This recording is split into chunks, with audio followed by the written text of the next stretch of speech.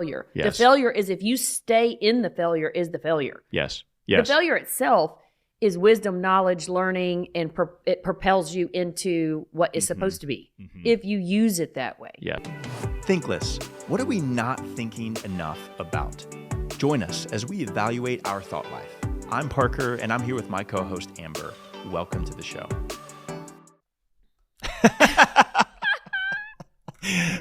This is going to be great. This is going to be great. Locked in. I'm ready for it. Because I failed so many times in my life, Amber, that I'm ready to step in and I'm ready to start learning from my mistakes. You don't have any. No. I've got a plethora. Yes. So let's talk about them. All right. No, you failed a couple times, right? 100%. Yeah.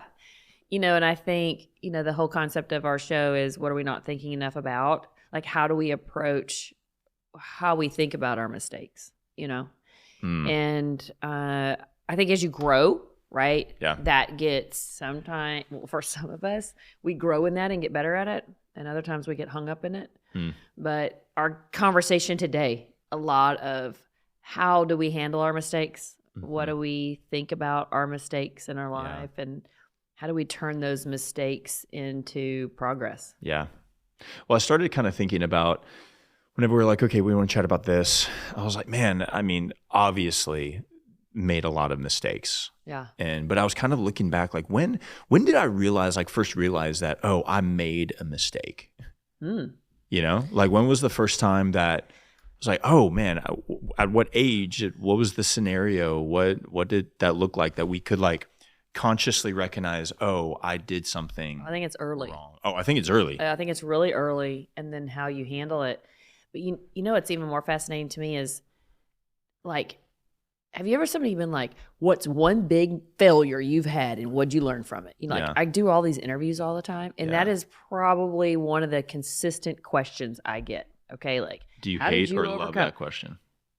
Well, I was really thinking, like, I know I make lots of mistakes in all facets of my life. I make lots of mistakes, but I honestly don't recognize them as mistakes, if that makes any sense, because I learn from them all. So they're almost learning opportunities. It's not like I go, bro, that was like a huge failure. Yeah. I look at it like, okay, we missed the mark, but here's what I learned. Yeah. I am so quick to take the good out of it as fast as I can.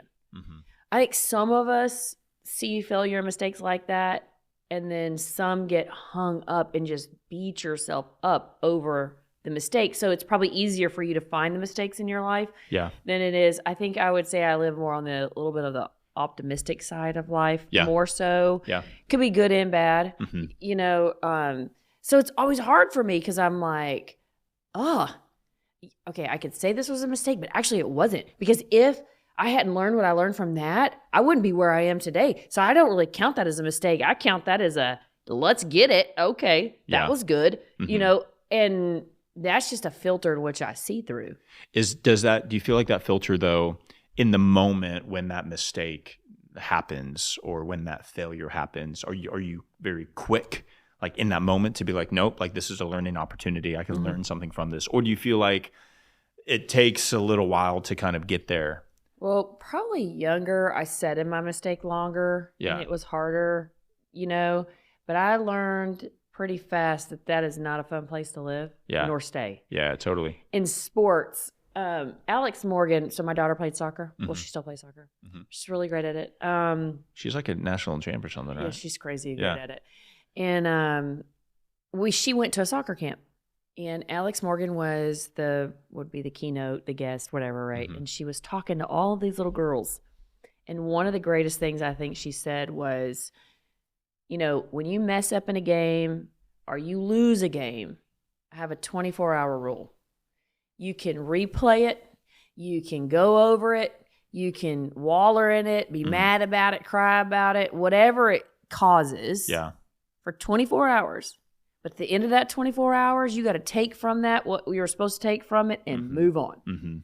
Because another soccer player that's in the same thing, Cristiano Ronaldo, he said, I don't remember. He's the best of all time. Yeah. Argumentally, okay, we got Messi and Cristiano Ronaldo, whatever. Okay. I'm more of a Messi. Okay, guy, okay. I feel like there's a lot of hype around this Ronaldo guy. Well, then his stats are great. No, I'm just kidding. No, they are. They are. But if he said, I don't remember losing my Pee-wee games. Yep.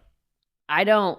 Even some of the bigger games that he's had, Mm-hmm. they were all part of the process to make me who I am today Yeah. and to create the successes that I have today. Yeah. So I don't remember those. It really put it in perspective. Some mistakes you make, like in the moment, it seems like, oh my gosh, this is terrible. Yeah. But if you don't put like some kind of boundary on those mistakes of like, this is going to be irrelevant, like for now and now only. Down the road, it's not going to. Continuing the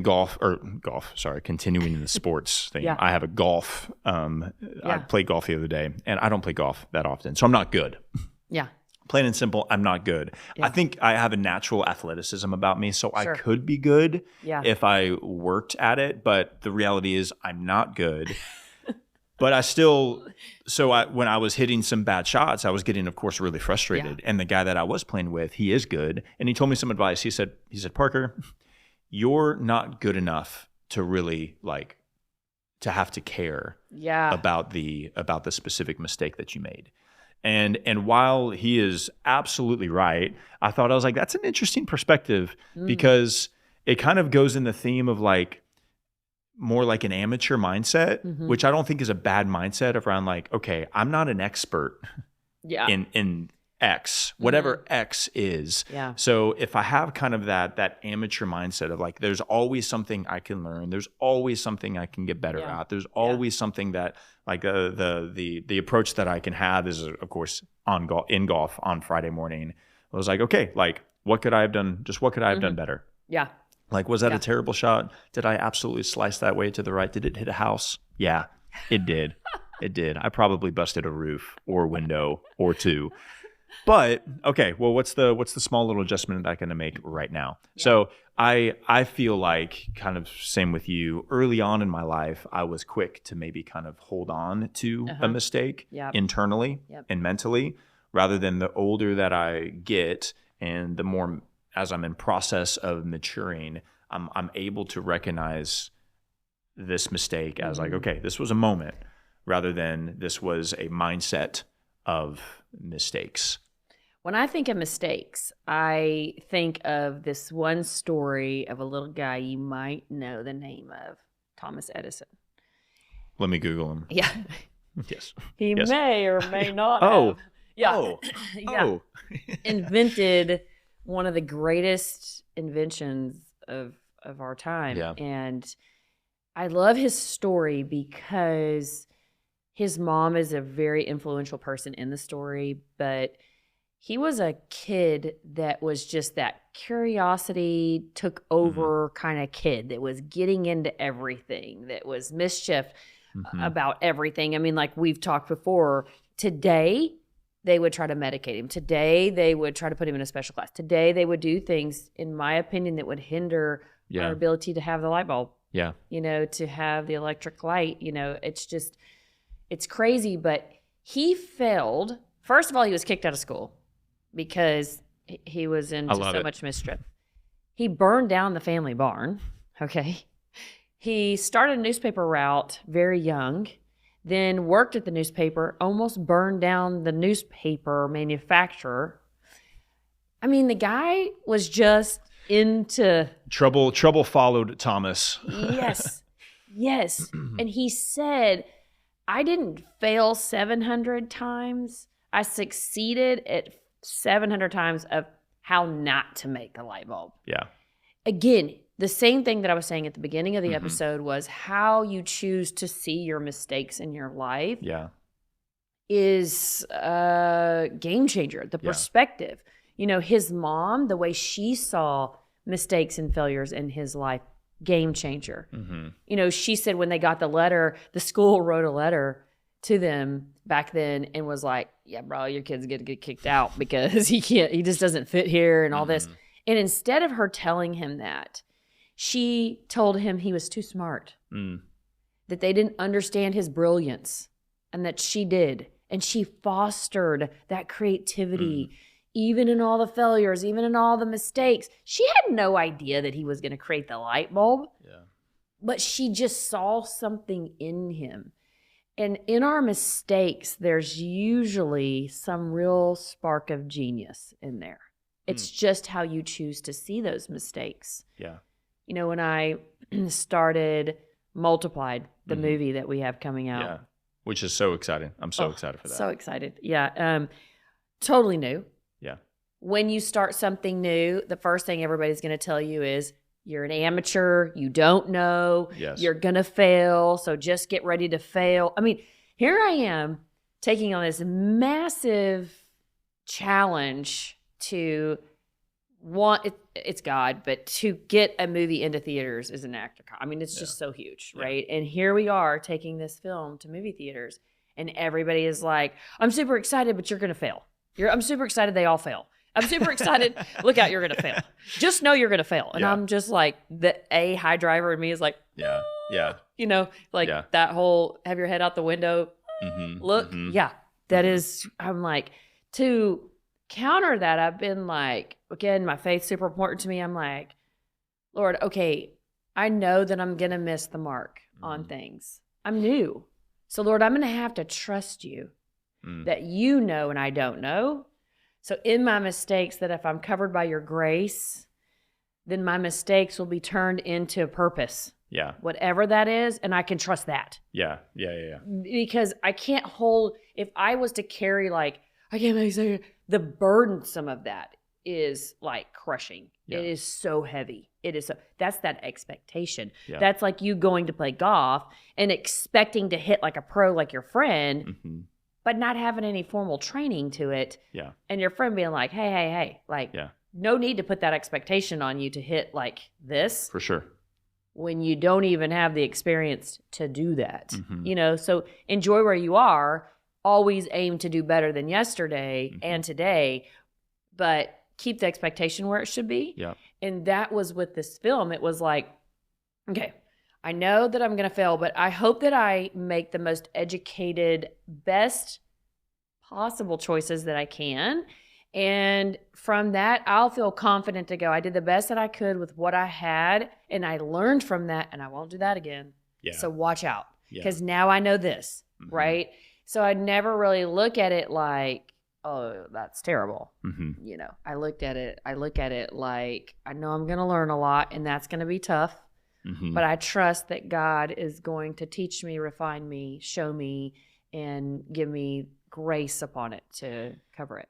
And it's also knowing that there's multiple pathways to get to where, putting the film in a movie theater, like, while maybe somebody else's pathway looked like this, that doesn't mean that it's going to look exactly the same. So I think even that's where it can be limiting sometimes whenever we do make a mistake, because maybe it worked for somebody else in a different season in a different way. So we reference maybe what we've seen, maybe other people do, or what we're hearing and learning from what other people do, and then we don't do that because it doesn't maybe look like that for us. So that's why it's easy to maybe, okay, I make a mistake and like, now what? Now how do I do this? Because I have a goal to do X, but I made the mistake here.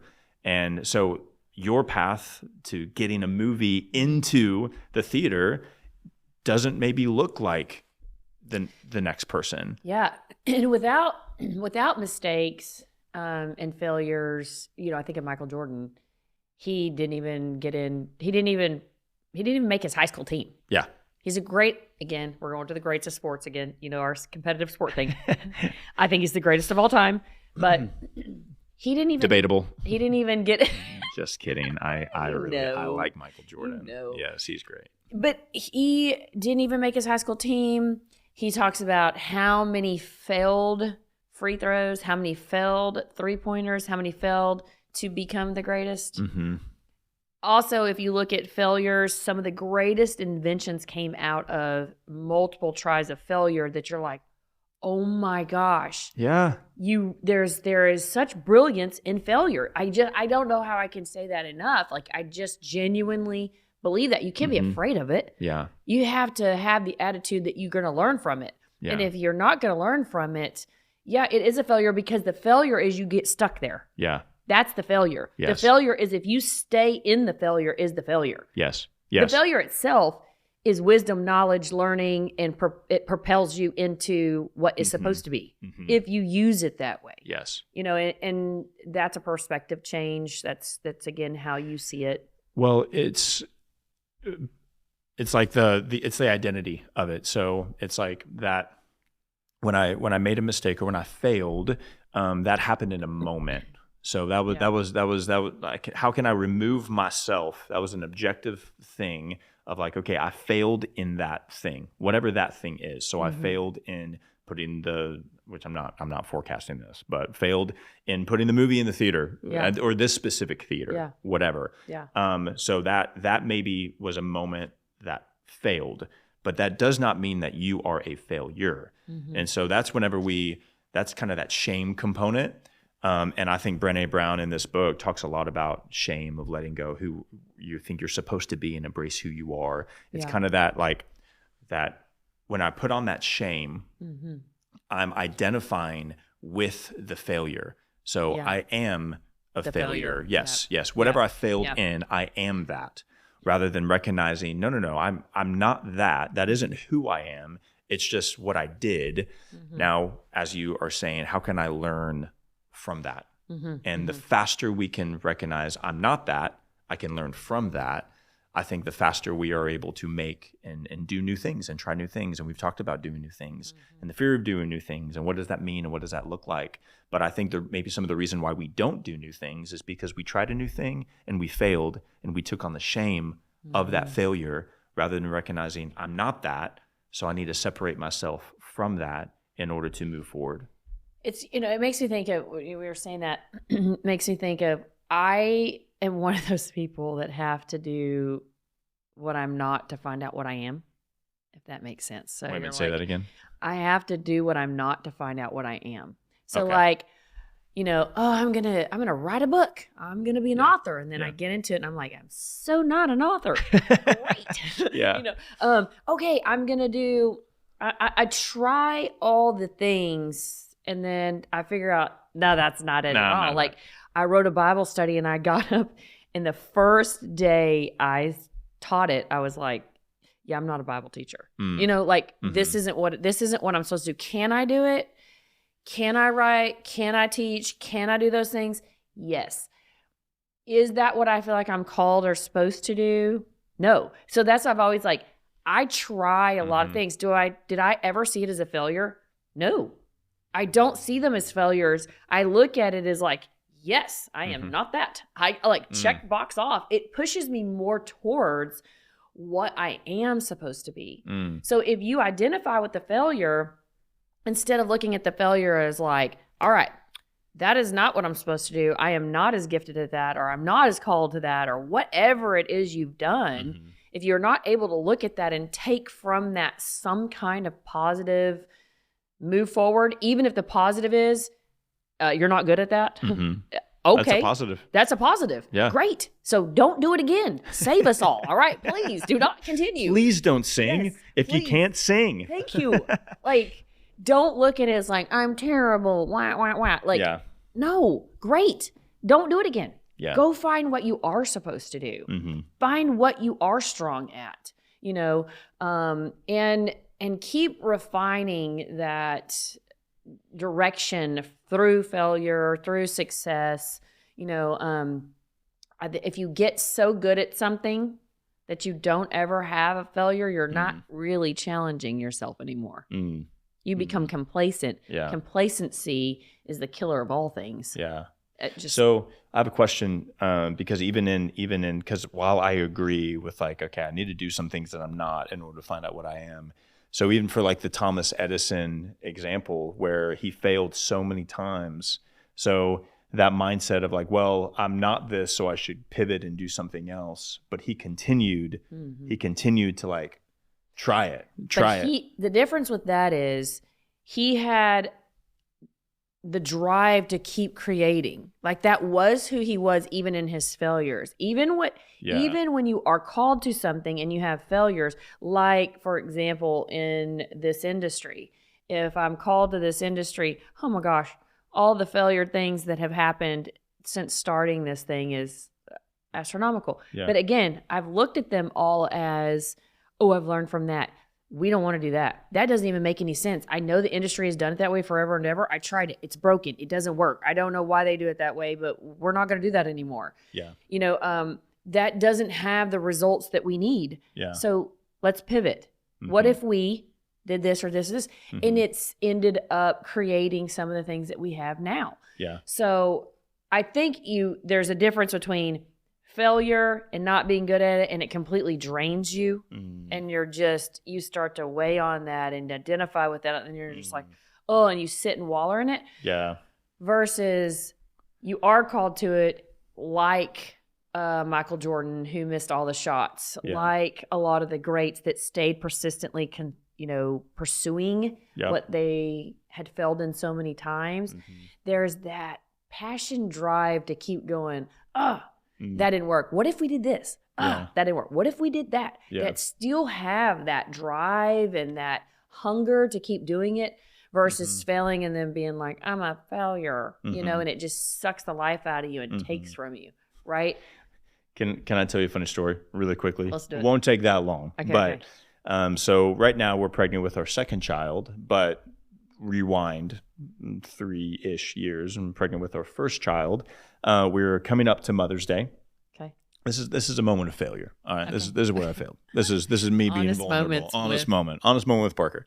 So we were coming up to Mother's Day, kind of as we are now, and my wife was pregnant with her first child, and so she had told me several weeks before Mother's Day. She was like, "Hey, like, it's my first Mother's Day. I know our baby is not on this side of the womb, but like we're due here in the next couple months. So like I'm 7 months pregnant.